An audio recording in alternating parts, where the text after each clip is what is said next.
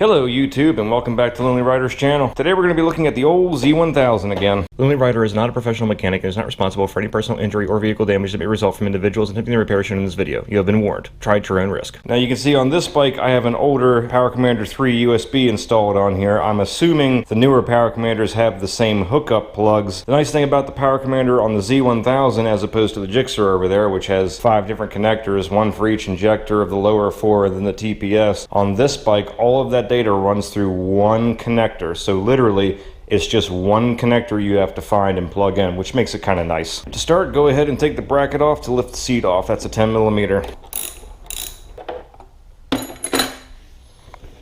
After you get that off, this bolt right here is a 12mm. Go ahead and remove that.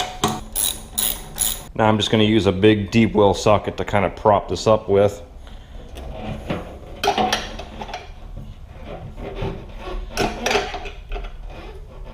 Now normally they tell you that you're supposed to remove the gas tank to hook up the Power Commander on the first gen Z1000, but let's face it, that's kind of irritating and it's a lot of extra work. I'm going to show you the shortcut method how you can kind of cheat and run it through your bike without taking your fuel tank off. What you're going to want to do when you're threading it through from the tail forward, you're going to want to start by just taking that bolt off and lifting the gas tank back end up. I think what I had to do, because the connectors are so big, is fish them through here. I think I had to remove the battery to give me enough room to fish it down around the battery. I think I also had to take this bracket off for a while and take the airbox lid off, which I showed you how to do in a different video. I'll link to it in the description. It's the airbox mod video. To get them around there, and then you can lift the back end of the gas tank up so that you can fish it down underneath there through the frame.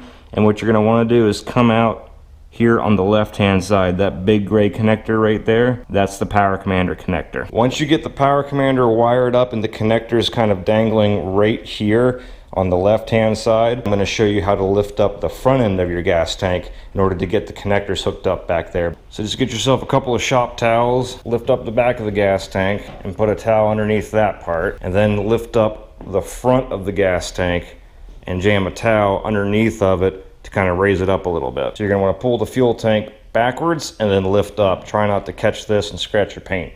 You can just take a towel and just jam it underneath there. Okay, so you got the Power Commander in the tail, you fish the connectors down through underneath the gas tank, through the middle part of the frame, and you've got your connectors out here like this. You're ready to hook it up. Now what? The connector you need to get to is right there. Now on the side of the connector facing the front of the bike, there is a plastic clip right there that you have to push down. So what you're going to do with your left hand is get in there with the screwdriver and push it down with your left hand while pulling on it with your right hand. I've got my screwdriver positioned to push like that, and I'm going to grab it with my right hand. I'm going to push the connector and I'm going to pull down. That was the hard part. Now's the easy part. Just connecting them male to female, and then putting your gas tank back down. Get it lined up underneath there and slide it up in until it clips, and then just connect these two together. Push them together until you hear them clip. Okay.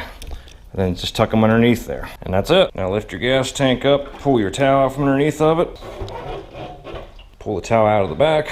Make sure you're not pinching a wire anywhere. Looks like we're good. Now you just have to hook it up to the negative terminal on your battery and then you're done.